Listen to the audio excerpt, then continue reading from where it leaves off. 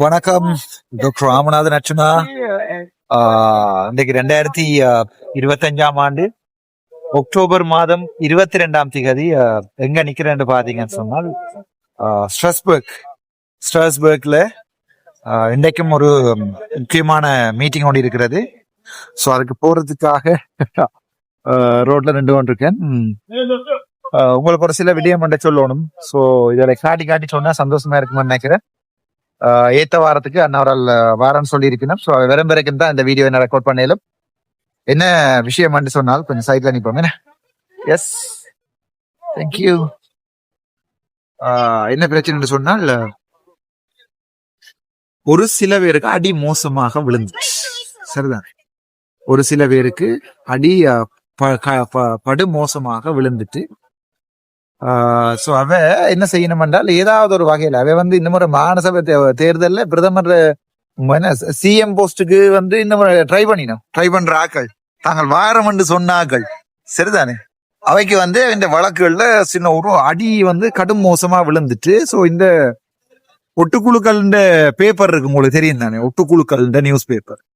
சரிதான், இந்த ஒட்டுக்குழுக்கள் news paper Ramanathan Archuna பற்றி அந்த சம்மத்தை அடி வேண்டினாள், மூக்குடைப்பட்டாள், கள்ளன் சுத்துமாத்தன்றது ஊர் முழுக்க தெரியும். சரிதான், அந்த சுத்துமாத்த கள்ளன் மொக்குத்தனமா அடி வேண்டிட்டார் ஒரு இடத்துல. உங்களுக்கு நீங்கள் அந்த விடிய நான் சொல்லியிருப்பேன், நீங்கள் டிமேஷன் போடுறேன்னு சொன்னால் 4 ஃபேக்ட் இருக்கணும். ஸோ 4 ஃபேக்ட் என்னன்னு கௌசல்யா சொல்லி தந்திருக்கு. நன்றி. ஸோ அடி கடுமையாவிடத்துல நீங்க தேடி பிடிங்க. நான் யாரை பற்றி கதைக்கிறேன்னு என்னன்னு இந்த சுத்துமாத்துகளை பற்றி தான். ஸோ சுத்துமாத்து என்னென்றால் முக்குத்தனமா அடி வேண்டி மூக்குடை வட்ட உடனே சுத்தமாத தான் போகாம தன்னுடைய வாள் ஒன்று அனுப்பி இருக்கு. எங்க அனுப்பினது, எதுக்கு அனுப்பினது என்றதை நீங்க பிறகு பாருங்க. அது பிறகு சுத்தமாத என்னென்றால் ஒரு வழக்கொண்ட போட்டு இந்த சுத்தமாத்த வேலையே ஒரு கள்ளன், ஒரு தேச துரோகி என்று சொல்றது. இந்த தேச துரோகி என்று சொன்னா கூட பரவாயில்ல, அப்படிப்பட்ட ஒரு கள்ளன். எங்கட இனம் இந்த கள்ள நாய இந்த கள்ள நாதாரிய அல்லது நாய் என்று சொன்னா நாய் பாவம். இந்த இன பிறப்ப எங்கண்ட இனம் முற்றா அடிச்சு நீங்க திராத்தியலேண்டா, அது 4-5 பாதுகாப்போட தெரியுது, அது வேற பிரச்சனை. சரிதானே, நான் இப்ப எங்க நிக்கிறேன்னு சொன்னால் பிராங்க்ஃபர்ட்டுக்கு போறதுக்கு முதல் ஸ்ட்ராஸ்பர்க்ல பிரான்ஸ் என்ற இடத்துல இருந்து வலிக்கிட்டு அதுக்கு பிறகு ஸ்ட்ராஸ்பர்க்கு போகாம ஸ்ட்ராஸ்பர்க்ல இருந்து வலிக்கிட்டு பிராங்க்ஃபர்ட் ஜெர்மனிக்கு போகிறதுக்கு முன்னம் நான் இப்போ வந்திருக்கிற இடம் இங்கே பார்த்தீங்கன்னு சொன்னால்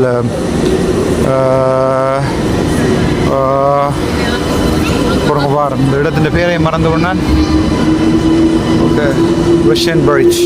ஓகே, இதில் என்ன பியூட்டி என்றா அவங்க அதில் கதைக்கிறாக்கள்ட ஸ்மோக் பண்ணுறதுக்கு தனி ஏரியா ஒன்று எடுத்து வச்சுருப்பாங்க. தனி ஏரியா இப்போ ஸ்மோக்கிங், அந்த இடத்துக்கு ஸ்மோக்கிங் தனி ஏரியா.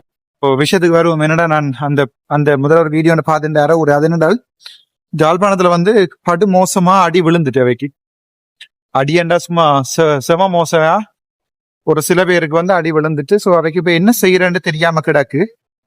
அதோட இதே ஆக்கள் தான் என்ன நான் தனிப்பட்ட பிரயாணத்துல, அதாவது பர்சனல் என்ஜாய் பண்ற ட்ரிப்ல, அதாவது என்ன சொல்ற லெஷர் ட்ரிப்னு சொல்றாரு, லெஷர் ட்ரிப்ல இங்க யூரோப்ல நிக்கிறேன்னு சொல்லி ஒரு சில இடங்களை பிள்ளையா வழி நடத்த வலிக்கிட்டு இருக்கணும். நான் இன்றைக்கு யாரை சந்திச்சு நான் என்னன்னு சொல்லி வீடியோ போடுறது நான் விளக்கமா சொல்றேன். அதாவது அந்த ஜிஎஸ்பி பிளஸ் உங்களுக்கு தெரிஞ்சிருக்கும், வரிச்சலுகை, அதாவது ஏற்றுமதி வரிச்சலுகை. இப்ப எங்கட இலங்கையில ஏற்றுமதி விலையம் ஒன்று இருக்கு. அதுல கிட்டத்தட்ட எத்தனையோ 1000 பேர், 30,000-40,000 பேர் வேலை செய்யணும். ஆடைகள், அது தவிர பாத்தீங்கன்னு சொன்னா எங்கட தோல், டீ எல்லாமே இங்க நாடுகளுக்கு ஏற்றுமதி செய்யப்படுறது. அதாவது யூரோப்பியன் நாடுகளுக்கு ஏற்றுமதி செய்யப்படுறது. அது இந்த யூரோப்பியன் கண்ட்ரி அந்த வரிச்சலுகையை கொடுக்கும். அது சொல்றது ஜிஎஸ்பி பிளஸ் என்று சொல்லுகின்ற வரிச்சலுகையை கொடுக்கும். சோ அந்த வரிச்சலுகையை இலங்கை அரசாங்கத்துக்கு ஒரு தடவை இந்த இவங்க நிப்பாட்டினவங்க யூரோப்பியன் யூனியன் தடை ஒன்று கொடுத்தது. சோ அந்த தடை ஒன்று கொடுத்தது அது சம்பந்தமாக எனக்கு சொல்லப்பட்ட கருத்துக்கள், இப்ப என்னுடைய கருத்துக்கள் என்னுடைய சொந்த கருத்துக்கள். இங்க யாரும் எனக்கு படிப்பிக்க இயலாது, இத கதை அத கதை இத கதை என்று யாரும் எனக்கு படிப்பிக்க இயலாது, சொல்லவும் இயலாது. அப்படி நினைக்கிறார்கள், நினைச்சு கொள்ள வேண்டியதுதான். அதோட எங்களோட உறவுகள் முடியும் அண்டு. எனக்கு அதை செய் இதை செய்ய யாருமே எனக்கு சொல்ல இயலாது. என்னுடைய இனத்துக்கு எது சரியன்றதை நான் செய்வேன். ஆகவே இன்றைய தினம் ஐரோப்பாவினுடைய பாராளுமன்றத்தில தெற்காசியாவுக்கு பொறுப்பான தலைவரோட நாங்க மோப்புத்ததுல படம் போட்டிருக்கிறேன். நீங்க பேர்களை தேடி பாருங்க. உங்களுக்கு அந்த சில விஷயங்களை போடத்தானே வேணும். அது நான் அதுல தெளிவாக அதுல போட்டிருக்கேன். சில அரசியல் விடயங்கள்ல சில விடயங்களை என்னால சொல்லலாம், சில விடயங்களை என்னால சொல்ல இயலாது. ஆகவே நான் தெளிவாக இன்றைக்கு சொல்லியிருக்கிறேன். என்ன சந்திச்சு நான், ஏது சந்திச்சு நான் என்றதை நான் உங்களுக்கு ஒரு மேலோட்டமாக சொல்லுகிறேன். என்றால் அந்த ஜிஎஸ்டி பிளஸ் வரிய எங்களோட இலங்கை அரசாங்கம் பெருமளவா நங்கி இருக்கு. அதாவது எங்களோட பொருளாதாரம் 2028ஆம் ஆண்டு திருப்பி மறுபடியும் 2022க்கு போன ஒரு பொருளாதாரமாக மாறும். சோ அந்த நிலைமையில 2023ல அதுல மாறும், அதுல எந்த 2028ல அதுல மாறும், அதுல எந்த சந்தேகமும் இல்லை. சோ அப்படியான சந்தர்ப்பத்துல, அப்படி ஒரு சிச்சுவேஷன்ல ஜிஎஸ்பி பிளஸ் யூரோப்பியன் யூனியன் இலங்கைக்கு கொடுக்கலைன்னு சொன்னா இலங்கையோட பொருளாதாரம் படுமோசமான நிலைமை கொண்டுக்கு போகும். சோ இலங்கை அரசாங்கம், முக்கியமாக என்பிபி அரசாங்கம் மிகப்பெரிய பொய்களை சொல்லி இருக்குது. முக்கியமாக எங்களுடைய சுத்துமாத்து, வடதே தண்ணி, இவை காலங்காலமாக எங்களுக்கு ஒரு மிகப்பெரிய பொய்களை சொல்லி இருக்கு. அதை விளங்கிக் கொள்ளும் போது சரிதானே. நான் ஒரு ஷோர்ட் டைம்ல டிரான்சிட்ல நின்று கதைக்கிறேன். ஜெர்மனிக்கு போய் கொண்டிருக்கேன், பிராங்க்ஃபர்ட்ல இருந்து. சில ரகசிய சந்திப்புகளை சொல்ல இயலாது, சிலதுகள் வெளிப்படையா சொல்லலாம், யூரோப்பியன் யூனியன் உள்ளபடியா. சோ நாங்களும் இப்ப அரசியல் நன்றாக விளங்கித்தான் செய்து கொண்டிருக்கிறோம். அந்த ஜிஎஸ்பி பிளஸ் எங்களுடைய நாட்டுக்கு 2028 சரியான முக்கியமான இந்த வருடத்தோட ஜிஎஸ்பி பிளஸ், அதாவது வரிச்சலுகை உங்களுக்கு தெரியும் தானே. அதாவது இலங்கையில இருந்து ஏற்றுமதி செய்யப்படுகிற பொருட்களுக்கு வெளிநாட்டுல அடிக்கிற வரியின் சலுகை, அந்த சலுகையை அதாவது வெளிநாடு அரசாங்கம் அந்த சலுகையை கொடுத்துருக்கு. அதாவது யூரோப்பியன்ல இருக்கிற கிட்டத்தட்ட 35-40 கண்ட்ரிகள் அந்த வரிச்சலுகையை ஏற்றுக்கொண்டிருக்கு. அதாவது இலங்கையில இருந்து வரி அறவுறது நாங்க ஒரு பிச்சைக்கார நாடுன்றபடியா. இப்ப அப்படியான வரிச்சலுகையை இந்த மாத நவம்பரோட, ஓகே, இந்த மாத நவம்பரோட யூரோப்பியன் யூனியன் அந்த வரிச்சலுகையை முடியுது, காலம் முடியுது, நீ ரினியூ பண்ணணும். சோ எல்லாரும் நினைப்பினம் என்னடா இவன் சும்மா இந்த ஒரு சில பேர் வீடியோக்களையும் பார்த்து நான் சும்மா சொல்றேன், வெளிநாட்டு மக்களுடைய காசுகளை வேண்டிக் கொண்டு இங்க சும்மா சுத்தி கொண்டு திரிகிறார், இங்க இடம் பார்த்து கொண்டு திரிகிறார், இங்க ரோட்ல வீடியோ போட்டு கொண்டு திரிகிறார் நீங்க நினைச்சா அது ஒரு மாபெரும் முட்டாள்தனம். சரிதானே. அது மாதிரியான முட்டாள்தனம், அந்த கதைகளை நீங்கள் நம்பினா அது ஒரு மாபெரும் முட்டாள்தனம். அதுக்கு மேலேயும் என்னால சொல்ல இயலாது. சோ நான் நினைக்கிறேன் என்னென்றால், இலங்கை அரசாங்கம் எங்களுடைய தமிழர்களை ஒரு இரண்டாம் தரப்பாகத்தான் எப்பவுமே வைத்துக் கொண்டிருக்கிறது. இலங்கையில பௌத்த மதம் தான் முன்னிலைப்படுத்தப்படுகிறது. இந்து மதங்கள் இந்து முஸ்லிம் மதங்கள் ஒரு இரண்டாம் நிலை, அதாவது சிறுபான்மையின மக்களுடைய நிலைமைகள் படுமோசமாக இருக்கிறது. இதுல முக்கியமான ஒரு விடயத்தை நீங்க கவனிக்கணும் என்றால் எங்களுடைய இந்த கோடாலி காம்புகள், அது சுத்துமாத்தா இருக்கலாம், வடதே தண்ணியா இருக்கலாம், கரன்பில்லாக இருக்கலாம், அல்லது எங்களுடைய அதிபர் மேரா இருக்கலாம். எங்களுடைய இனத்துக்கான எந்த ஒரு இதுவும் இவற்றை இல்லை. அதை வடிவா விளங்கிக் கொள்ளுங்க. எங்களுடைய இனத்துக்கான சரி, எங்களுடைய நாட்டை வடக்க முன்னேற்ற வேணும், அதே நேரத்துல எங்களுடைய நாட்டுக்கு ஏதாவது கிடைக்க வேணும். எங்களுடைய வடக்குண்ட ஒன்றுமே இல்லை. இவர்களை பொறுத்த வரைக்கும் ஒரு 5 வருஷம் எப்படி எம்பியா இருக்கிறது, எப்படி வடமாகாண சபையை பிடிக்கிறது, எப்படி வாலிபால் மச்சில போய் கைதட்டி கொண்டிருக்கிறது, இப்படித்தான் இவர்களுடைய வாழ்க்கை போய் கொண்டிருக்கிறது. ஏமாத்துறாங்க. திருப்பவும் எங்களுடைய இனத்துக்கு நான் சொல்லுறேன், நீங்கள் இதை கேட்கல என்று சொன்னால் திருப்பியும் என்ன ஒரு 100 வருஷம் வெயிட் பண்ணுவீங்க. இனி உங்களை பொறுத்தது. இன்றைய தினம் சுட்டுக்கொலை கூட செய்யப்பட்டிருக்கிறது. சோ இலங்கையை பொறுத்த வரைக்குமே எங்களுடைய அரசியல் நான் என்ன பெருமையாகவோ நான் படித்தவனோ நான் சொல்றது இல்ல. நான் சொல்றேன்டா, ஒரு அரசியலுக்கு இல்ல ஒரு படித்தவர்கள் வர்ற இல்ல. ஏன்னா வந்தா தெரியும் தானே உங்களுக்கு என்ன செய்வாங்க. படங்கள் வெட்டி ஒட்டி சில வலது உறைந்ததுகள் டிக்டாக்ல என்ன கேவலமா கழிச்சு கொண்டு யூடியூப்ல நான் அதுகளுக்கு பய சொல்லல. நான் போக வேண்டிய இடங்களை தாண்டிட்டேன். சோ நான் என்ன சொல்றேன்டா, அதை பொதுமக்கள் இப்ப சில பேர் சொல்றோம் அதை கணக்கெடுக்கா போகணும் இல்ல, பொதுமக்களுக்கு அதை விளங்க வேணும். இப்ப வடக்கு மாகாணத்துல நாங்கள் உற்பத்தி செய்யற வெங்காயங்கள் கூட சின்ன வெங்காயம் ஐரோப்பாவில கொண்டே விற்கலாம்.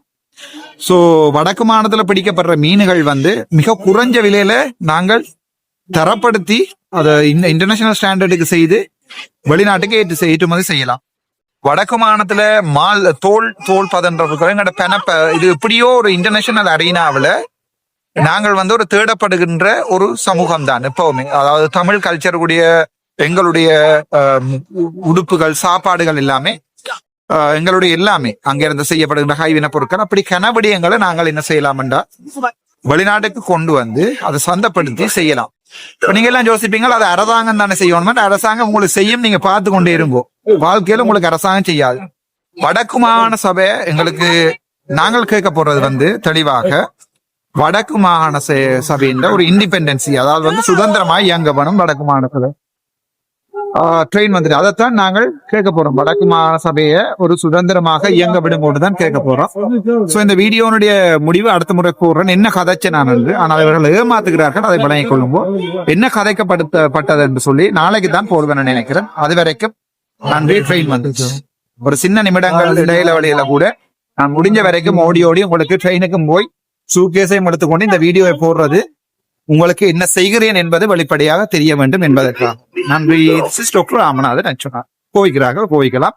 உங்களுடைய அன்பு தம்.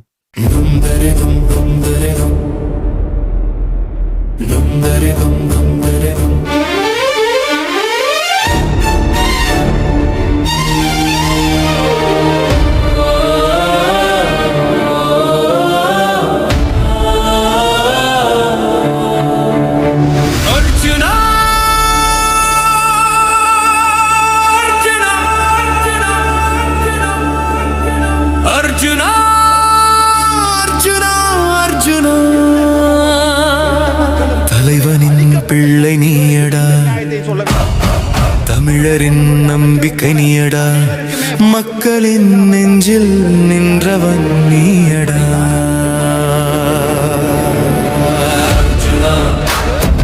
அர்ஜுனா அர்ஜுனா அர்ஜுனா, தலைவனின் பிள்ளை நீயடா. உன் குரலில் இரத்தம் கொதிக்குது, நீதியை நிமிருது. மக்கள் துன்பம் சொன்னா நீயே தீர்வடா, நிமிர்ந்து நிற்கும் தமிழன் உன் ரத்தத்தில் தீயடா. மக்களுக்காக வைத்தியம் செய்தவன், பல பைத்தியங்களுக்கு வைத்தியம் செய்ய அரசியல் வந்தா. அந்த நிமிடம் தொடங்கி புலி கத்தி எழுந்தது. அர்ஜுனா அர்ஜுனா அர்ஜுனா அர்ஜுனா அர்ஜுனா அர்ஜுனா, தலைவனின் பிள்ளை நீயடா, தமிழரின் நம்பிக்கை நீயடா.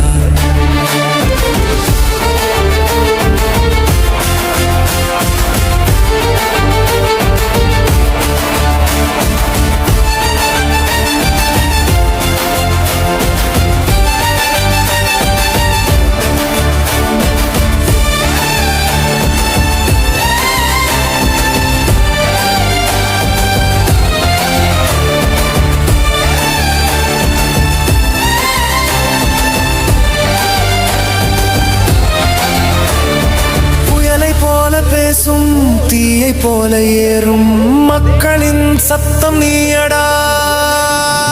பாராளுமன்றத்தில் தமிழ் புலியடா, உன் பேச்சினால் பலர் வலை தேடும் எலியடா. அசையாத தைரியம் உன் நெஞ்சில் எழுதப்பட்டது, வாழ்க்கையொரு வாழ் நீதான் அதன் முனை. மனதில் மின்னல் குரலில் சக்தி, நீதிக்கு நடக்கும் தமிழ் மரம் நீ. எதிரிகள் வந்தாலும் தாழ்வில்லை, உன் பெயர் சொல்லும் போது மார்பு நிவருது. மரணத்திற்காக பயந்தவர் மத்தியில் உன் பேச்சால் மக்கள் நம்பிக்கை கண்டான். உன்மேல் வந்த பழியடா, அது பறந்தது தூசடா. சத்தியம் சொன்னால் உலகம் தள்ளும், ஆனா நீ சொல்லும் வரை நீதியே நிலைக்கும். நீதான் ஒளி, நீதான் வழி, தமிழனின் இதயத்தில் தீ மூட்டும் கழுகு நீ. அர்ஜுனா அர்ஜுனா அர்ஜுனா